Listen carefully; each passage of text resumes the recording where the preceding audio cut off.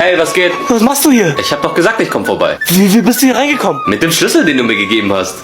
Hör zu, du musst wieder gehen. Wieso? Es ist gerade ein bisschen ungünstig. Was ist denn los? Ich habe jemanden umgebracht, okay? Ach du Scheiße! Also wenn du einfach gehen könntest. Wir müssen alle deine Spuren verwischen.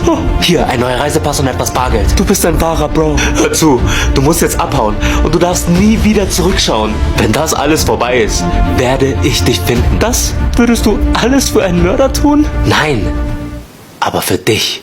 Dann hab ich dich jetzt gefunden. Denn ich bin ein Cop. Was? Du bist verhaftet. Das kannst du nicht machen. Doch, ich bin ein Cop, weil ich nämlich auch ein Cop bin. Oh. Ich verhafte dich wegen Mord. Ihr seid Cops? Toni? Wird? Ihr kennt euch? Ich hasse diesen Huren.